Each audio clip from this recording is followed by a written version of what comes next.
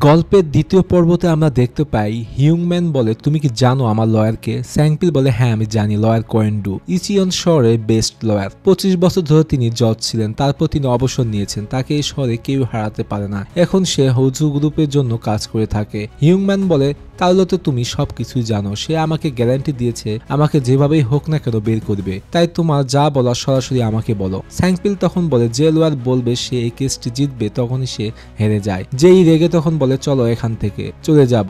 স্যাংপিল তখন বলে, সে আমাদের অ্যাডমিনিস্ট্রেটর, সে খুব ভালো কাজ করতে পারে। যেই বলে, তুমি একজন লয়ার, নিজেকে নিয়ে কি কোনোদিন গর্ববোধ করতে পারোনি? স্যাংপিল আরো বলে, আপনার সব প্রবলেম সমাধান একমাত্র আমার কাছে আছে। অপরদিকে ওয়াংডং স্যাংপিলের ভিজিটিং কার্ড আনজুকে দেখিয়ে বলে, এই লয়ারকেই মারতে হবে, আমি এখানে এসেছি। আনজু বলে, তোমার মতো একটা মানুষ যার কোনো লয়ারে ইন্টারেস্ট নেই, তাহলে তুমি কেন তাকে মারতে এসেছো? ওয়াংডং বলে, সিউল শহরে এত ভালো ভালো লয়ার থাকতে আমি জানি না কেন সে ইসিয়ন শহরে এসেছে। লয়ার কোয়েন্ডু বলে, এখানে সব লয়ার আসে শুধু টাকা ইনকাম করার জন্য।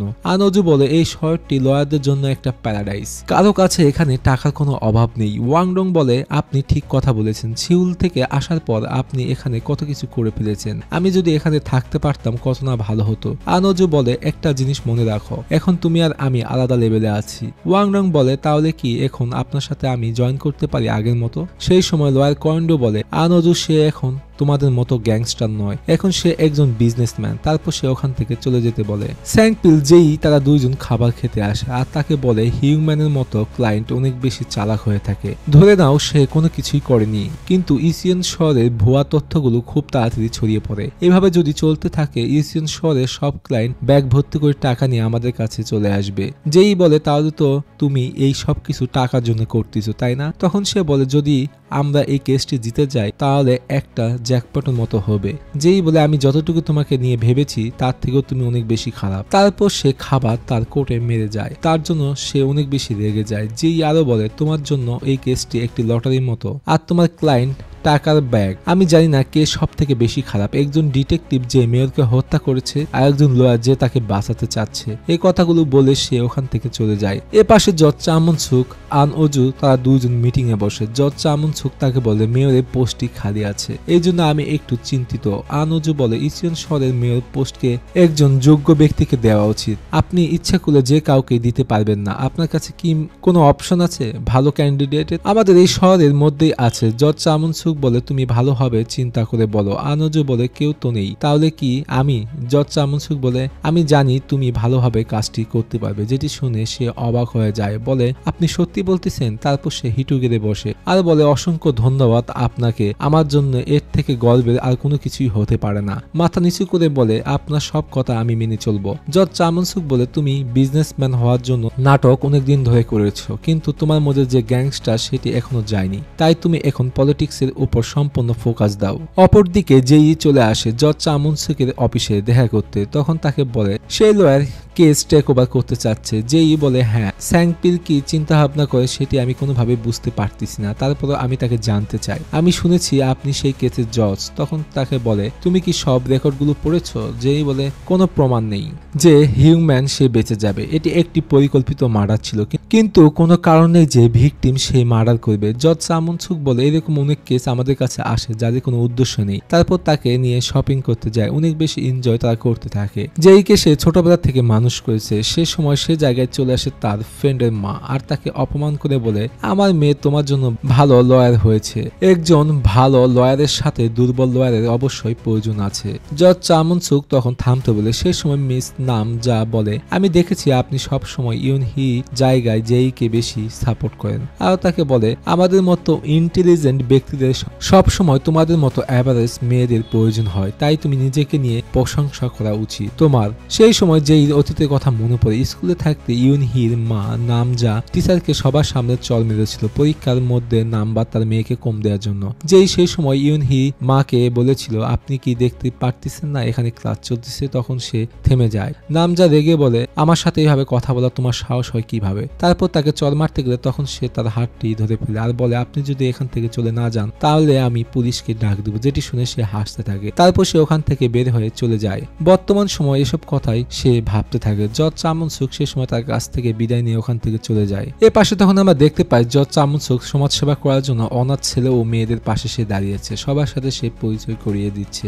এইসব ইন্টারন্যাশনাল নিউজে ব্রডকাস্টিং হতে থাকে। মিস নামজা হচ্ছে জজ চামুনসুকের পার্সোনাল সেক্রেটারি, সব অনাথ বাচ্চাদের জন্য গিফট দিচ্ছে। তারপর সে তাদের কাছ থেকে বিদায় নেয়। অপরদিকে স্যাংপিল অফিসে বসে থেকে জজ চামুনসুকের নিউজ সে দেখতে থাকে, যেখানে সে বলতেছে ইচিয়ন শহরে জন্ম নেওয়া সব বাচ্চাদেরকে আমি নিজের মনে করি, এই শহর আমার জন্য সবকিছু। সেখানে আরো বলে তিনি অনাথ বাচ্চাদের লালন পালন করার জন্য তিনি মেডেল পেয়েছেন। সেই সময় যেই অফিসে আসলে দেখতে পায় সে নিউজ দেখতেছিল। যেই স্যাংপিলকে জিজ্ঞেস করে এটা কিসের রিসিপ্ট, তখন সে বলে তুমি যে আমার কোটটি নষ্ট করে দিয়েছ টমেটো সস দিয়ে তার জন্য, তাই তোমার 2 মাসের স্যালারি কেটে নেওয়া হয়েছে। তখন সে রেগে বলে 6 মাস পর আমার যখন সাসপেনশন উঠে যাবে তখন আমি তোমার সব টাকা পরিশোধ করে দিব। আরো বলে হিউম্যানের কেস না নেওয়াই তোমার জন্য অনেক বেশি ভালো হবে। স্যাংপিল তখন বলে আইনের ধারা অনুযায়ী একজন লয়ারকে সবসময় তার ক্লায়েন্টের পাশে থাকতে হবে আর তাকে জাস্টিস যেভাবে হোক দিতে হবে।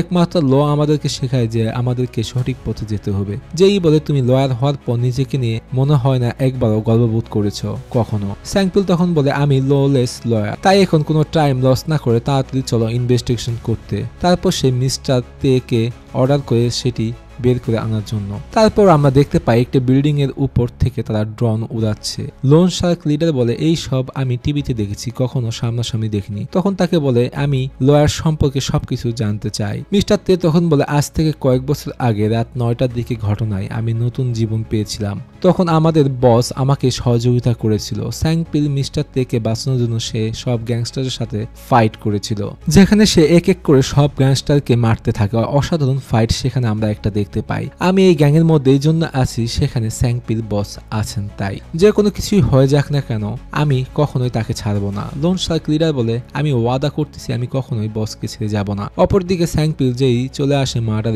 স্পটে আর তাকে বলে এটা হচ্ছে সেই জায়গা যেখানে হিউম্যানের মেয়েকে হত্যা করেছে। তারপর সে পুরো জায়গার ছবি তুলতে থাকে আর বলে এই জায়গায় কোনো ব্যক্তিকে কি খুন করা পসিবল। তখন সে তার মাথায় আন্দাজ করতে থাকে কিভাবে মার্ডার হতে পারে। সেই সময় ডিটেকটিভ এসে বলে স্যার এটা ক্রাইম সিন, তাই আপনি এখান থেকে সরে যান, আর আপনি যদি কোনো জিনিসের টাচ করেন তাহলে আপনাকে অ্যারেস্ট করতে হবে। ইউনহি যেই কে বলে তুমি এখানে কি করতেছো, তখন সে কিছু বলতে পারে না। স্যাংপিল আসলে বলে তোমাকে এখানে আসার কে পারমিশন দিয়েছে। স্যাংপিল ইউনহিকে তার পরিচয় দিলে বলে যে এই কেসটি আপনার না, তারপরও এই কেসের ইনভেস্টিগেশন করে আপনি কি করবেন। তখন সে বলে এই কেসটি খুব তাড়াতাড়ি আমাদের কাছে চলে আসবে। তারপর ওখান থেকে যেতে থাকে। ইউনহি আবারও তাকে বলে মনে হয় আপনার কাছে কোনো কেস নেই, আপনারা যদি চান তাহলে অ্যাডমিনিস্ট্রেটের সাথে কি আমি আপনার পরিচয় করে দিব।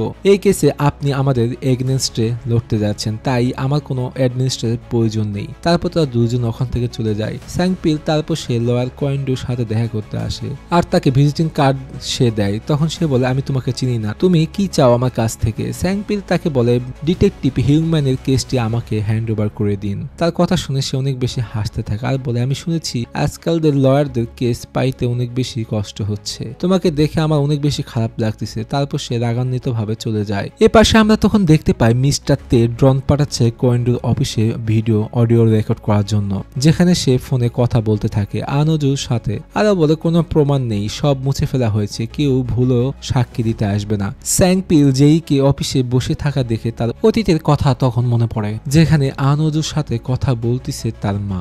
স্যাংপিলের সাথে খারাপ ব্যবহার করে কথা বললে তখন তার মা বলে আমার ছেলে থেকে তুমি দূরে থাকো। আনোজু চৈজিন কে ধমকি দিয়ে বলে যদি আমাকে তুমি সহযোগিতা করো তাহলে তোমার ছেলের কোনো কিছুই করব না।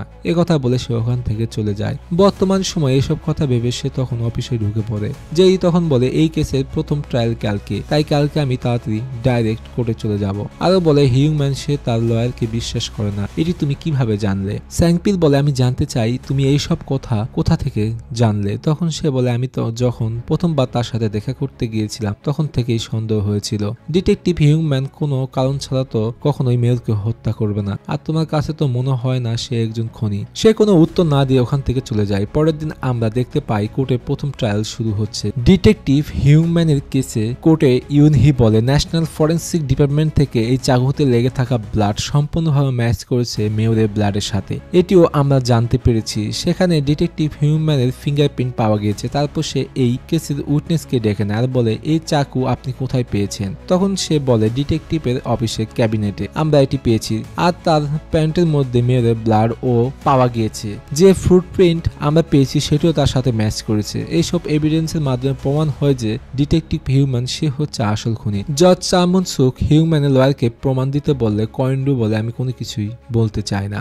তার কথা শুনে সবাই অনেক বেশি অবাক হয়ে যায়। জজ নেক্সট উইটনেসকে আসতে বলে যেদিন মেয়র মার্ডার হয়েছে সেই সময় আপনার সাথে ছিল, এটি কি সত্যি? তখন সে বলে আমার সাথে তার কোনো দেখাই হয়নি। জজ চামন সুক অ্যাটর্নি কয়েন্ডুকে বলে তার প্রমাণ পেশ করার জন্য। সে তখন আবারও বলে আমার বলার মতো এখন কোনো কিছুই নেই। তার কথা শুনে স্যাংবিল সে শুধু হাসতে থাকে। ডিটেকটিভ হিউম্যান কয়েন্ডুকে বলে তুমি এইসব কি করতেছো? তখন সে বলে চুপ থাকার জন্য। তুমি কোনো টেনশন করো না, কেস শেষ হওয়ার আগে আমি তোমাকে বের করব, তাই আমার উপর এখন তুমি ভরসা করো। তখন সে বলে আমি তোমার উপর বিশ্বাস করব কিভাবে? আমি কোনো কিছুই বুঝতে পারতেছি না। এইসব দেখে স্যাংপিল সে ওখান থেকে চলে যায়। পরের দিন আবারও স্যাংপিল ডিটেকটিভ হিউম্যানের সাথে দেখা করতে জেলে যায়। তখন সে বলে তুমি কেন আবারও এসেছো? তোমাকে তো আমি আগেই বলেছি লয়ার বদলাবো না। তখন সে তালি দিতে থাকে আর বলে কত মজাদার ট্রায়াল ছিল তোমার, কিন্তু এই সব দেখার পর আপনার সেই লয়ারকে প্রয়োজন। তারপর সে ভিডিও রেকর্ড দেখায় যেখানে কয়েন্ডু আনজুর সাথে ফোনে কথা বলতেছিল, যেখানে সে বলে সব প্ল্যান অনুযায়ী চলতেছে, সে কোনো কিছুই বুঝতে পারবে না। স্যাংপিল ডিটেকটিভকে সে সময় বলে ইসিয়ন শহরের সব থেকে বড় লয়ার ধরে কোনো লাভ নেই যদি তার হেরে যাওয়ার প্ল্যান থাকে। ডিটেকটিভ হিউম্যান রেগে বলে কয়েন্ডুকে আমি কোনোভাবে ছাড়বো না। স্যাংপিল আরো বলে প্রেসিডেন্ট আন ওজু তোমাকে বাইরে না মেরে ফেলে কেন সে জেলে পাঠিয়েছে? কোনো একটা তো কারণ আছে আপনাকে বাঁচিয়ে রাখার, সেটা আমি আপনার জন্য খুঁজে বের করে দিব। তাই আপনি এই কন্ট্রাক্টটি সাইন করুন যেখানে লেখা আছে আজকের পর থেকে আমি আপনার লয়ার। ডিটেকটিভ হিউম্যান বলে তুমি কি তার সাথে যুক্ত আছো? টাকা পয়সার জন্য তো মনে হয় তুমি এসব করতেছো, তাই না? আমার প্রথম থেকেই তোমাকে নিয়ে অনেক বেশি সন্দেহ, তুমি কি চাও আমাকে বলো। স্যাংপিল তখন সে হাসতে থাকে আর বলে এত তাড়াতাড়ি কি আমি বলবো? কখনোই না। হিউম্যান রেগে সে তখন ওখান থেকে চলে যায়। জেলের ভিতর ডিটেকটিভ গোসল করতে গেলে তখন সেখানে থাকা একজন আসামি তার গলায় তোয়ালা পেঁচিয়ে মেরে ফেলার চেষ্টা করতে থাকে। সে কোনোভাবে শ্বাস নিতে পারতেছিল না। সেই সময় ডিটেকটিভ ব্রাশ দিয়ে তার চোখে আঘাত করে দিলে সে ওখান থেকে দৌড়ে পালিয়ে চলে যায়। এই জন্য সে তখন ওখান বেঁচে যায়। অপরদিকে যেই অফিসে বসে থেকে স্যাংপিলের কথা সে ভাবতে থাকে, যেখানে সে বলেছিল একজন লয়ার সবসময় ল দিয়ে জিতে। আমার এই কথাটি তুমি সব সময় মনে রাখবে। তারপর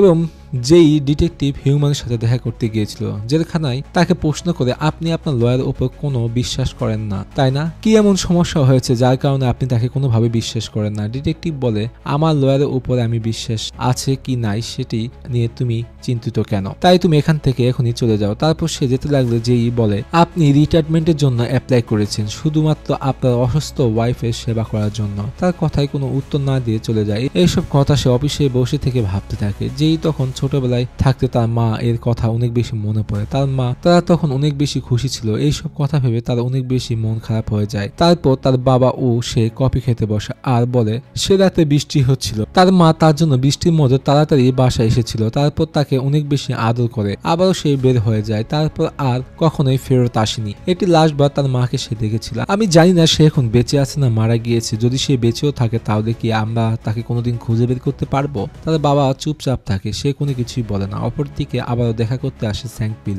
ডিটেকটিভ হিউম্যানের সাথে। আমি শুনেছি আপনার জীবন অনেক বেশি বিপদের মধ্যে ছিল, আপনি কি কোনো কিছু জানেন এই পিছনে কে হতে পারে? হিউম্যান বলে তোমাকে এইসব কথা কে বললো? তাই তুমি এখান থেকে চলে যাও। স্যাংপিল বলে তারপরও কি আপনার লয়ার বদলাতে চাচ্ছেন না? তখন বলে আমি তোমাকে কতবার বলবো এখান থেকে চলে যেতে। স্যাংপিল আবারও বলে আমি শুনেছি আপনার ওয়াইফ আইসিইউতে আছে, তার জন্য হলো আপনাকে তো বের হয়ে আসতে হবে। তখন সে রেগে তার কলার চেপে ধরে আর বলে তুমি এইসব কেন করতেছো? তোমাকে আমি মেরে ফেলবো। কে তুমি? আমাকে সত্য বলো, তোমাকে কে পাঠিয়েছে আমার কাছে? তখন সে হাসতে থাকে আর বলে তোমার হাতের মধ্যে যে দাগটি আছে আপনার কি মনে আছে কোন বাচ্চাটি করেছিল? এক ডিটেকটিভের এত তাড়াতাড়ি চেহারা ভোলা উচিত না। ডিটেকটিভ হিউম্যানের তখন মনে পড়ে সেই বাচ্চাটির কথা যে তাকে কামড় মেরে পালিয়ে চলে গিয়েছিল। বর্তমান সময়ে স্যাংপিল বলে ওই রাতে যে লয়ারকে আপনারা হত্যা করেছিলেন তার সন্তান আমি। যেটি শুনে সে অনেক বেশি ভয় পেয়ে যায়। স্যাংপিল বলে এখন তো আপনি বুঝতে পেরেছেন কেন আমি অন্য লয়ারের কাছ থেকে আপনার এই কেসটি আমি নিচ্ছি।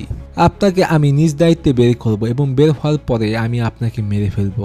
এখন আপনাকে আর কেউ বাঁচাতে পারবে না। তার কথাগুলো শুনে সে ভয় কাঁপতে থাকে আর পিছনে যেতে থাকে। স্যাংপি বলে এখন আপনার জীবন আমার হাতে, যেটি আমি যে কোনো সময় শেষ করে ফেলতে পারবো। তারপর সে ওখান থেকে চলে যায়। আর যেই বাসার সামনে এসে দেখতে পায় তারা বাবা মেয়ে একসাথে বাসার ভিতরে ঢুকতেছে।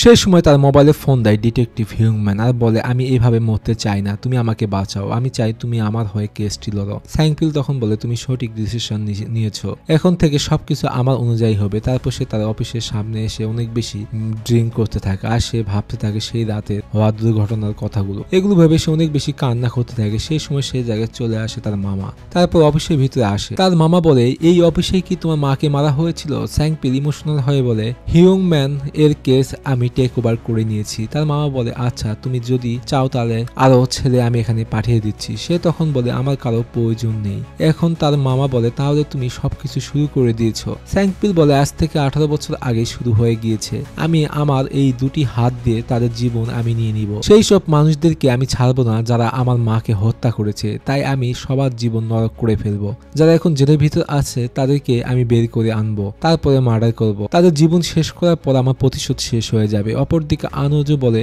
এত রাতে তোমরা এখানে কি করতে এসেছো? কোয়েন্ডু সেই সময় বলে হিউম্যান সে তার লয়ার বদলে ফেলেছে, আমার কাছে মনে হচ্ছে সে স্যাংপিলকে বেছে নিয়েছে। আনোজু তখন বলে এভাবে আমি তাকে ছাড়তে পারি না, তাই তাড়াতাড়ি তার একটা ব্যবস্থা করতে হবে। সেই সময় সে ওয়াংডংকে ফোন দেয় আর বলে তোমাকে আমার জন্য একটা ছোট কাজ করতে হবে। এর পাশে যেই বাসা থেকে বের হওয়ার পথে যেইকে স্যাংপিল মেসেজ দিয়ে বলে আমরা কেসটি টেক ওভার করে নিয়েছি। সেই সময় ওয়াংডং সব গ্যাংস্টারকে নিয়ে এসে বলে এই মেয়ে তুমি এই অ্যাড্রেসটি কি আমাকে বলতে পারবে? তখন সে বলে কি? ওয়াংডং বলে তুমি তো স্যাংপিলের গার্লফ্রেন্ড তাই না, তাহলে কেন তুমি তার সাথে ডেট করতেছো? তারপর সব গ্যাংস্টার মেম্বাররা মিলে তাকে গাড়িতে তুলে ফেলে। অপরদিকে কোর্টের মধ্যে স্যাংপিলের কেস লড়াই দেখার জন্য সব লন শার্ক মেম্বাররা চলে আসে। সবাইকে অনেক বেশি খুশি দেখাচ্ছিল। সেই সময় স্যাংপিল মিস্টার তেকে জিজ্ঞেস করে আমাদের অ্যাডমিনিস্ট্রেটর সে এখন কোথায়? যেই ফোন কল দিলে ওয়াংডং ফোন রিসিভ করে বলে তোর জন্য আমার অনেক বেশি লস হয়ে গিয়েছে ব্যবসায়ী। স্যাংপিল আবার বলে অ্যাডমিনিস্ট্রেটরের ফোন তোর কাছে কেন? তখন সে বলে আমি এটাই ভাবতেছি তোর গার্লফ্রেন্ডের মোবাইল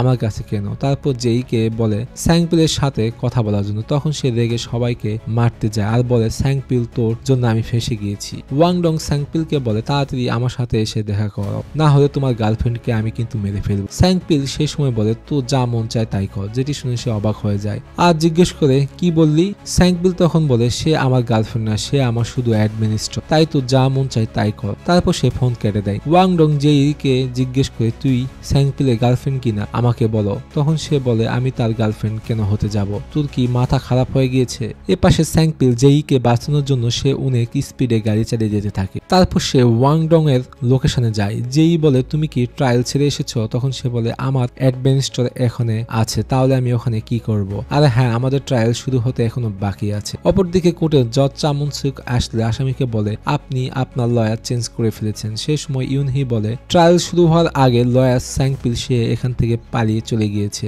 জজ চামুনসুক মিস্টার তেকে জিজ্ঞেস করে আপনি কেন তার জায়গায় বসে আছেন? সে তখন বলে আমি তার অ্যাসোসিয়েট লয়ার। সে সময় ইউনহি মিস্টার তেকে কোর্টে টান দিয়ে বলে সে তো একজন গ্যাংস্টার। তারপর স্যাংপিলের টিমের বাকি মেম্বাররা কোর্টের ভিতর ঢুকে পড়ে। তারপর তারা হাঙ্গামা করতে থাকে, চিৎকার চেঁচামেচি করতে থাকে। মিস্টার তে আমার কাছ থেকে টাকা নিয়েছে, সেটি না দিলে আমি এখান থেকে কোথাও যাচ্ছি না। তারপর তাদের মধ্যে ফাইট শুরু হয়ে যায় ওখানে। অপরদিকে স্যাংপিল সব গ্যাংস্টারদেরকে সাথে সে ফাইট করতে থাকে, সবাইকে সে এক এক করে মারতে থাকে। অপরদিকে কোর্টের ভিতর তারা তার গ্যাংস্টার মেম্বাররা ফাইট শুরু করতে থাকে, যেটি কোনোভাবে জজ চামচুক সে থামাতে পারতেছিল না। তারা পুরো পাগলের মতো সেখানে মারামারি করতে থাকে। স্যাংপিল সব গ্যাংস্টারকে মারতে মারতে যেইকে বাঁচানোর জন্য যায় আর বলে তুমি ঠিক আছো? যেই তার ফাইট দেখে বলে তুমি আমাকে বলো সত্যি কি তুমি স্যাংপিল? তারপর সেখানে ওয়াংডং মারতে আসলে তখন তাকে ঘুষি মেরে সে ফেলে দেয় আর যেইকে নিয়ে সে ওখান থেকে চলে যেতে থাকে। পুলিশ অফিসাররা তাদেরকে ধরার চেষ্টা করতে থাকে। এ পাশে স্যাংপিল যেইকে নিয়ে সে অনেক স্পিডে গাড়ি চালিয়ে আসতে থাকে।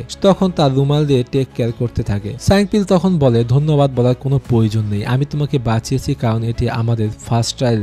যেই তখন লেগে বলে আমি তো তোমার জন্যই কিডন্যাপ হয়েছি। স্যাংপিল তখন বলে আজকে থেকে আমাদেরকে একসাথে সবকিছু লড়তে হবে। এ পাশে কোর্টের মধ্যে অনেক ফাইট চলতে থাকে, মারামারি করতে করতে তখন তারা ফায়ার সিলিন্ডার সেফটি গ্যাস চারিদিকে ছড়িয়ে দেয়। সেই সময় আমরা দেখতে পাই স্যাংপিল যেই তারা দুইজন কোর্টের ভিতর ঢুকতেছে। আর অতীতে আমরা তখন দেখতে পাই আনহুজু স্যাংপিলের মাকে মার্ডার করার আদেশ দিয়েছিল জজ চামুনসুক। সে হচ্ছে আসল মাস্টার মাইন্ড, যে সে অর্ডার দিয়েছিল তাদের মা ও ছেলেকে মার্ডার করার জন্য। স্যাংপিল ছোটবেলায় তার মোবাইলে ভয়েস শুনতে পেয়েছিল আর সে দৃষ্টির মধ্যে দেখেছিল সব গ্যাংস্টাররা তাকে সম্মান জানাচ্ছিল।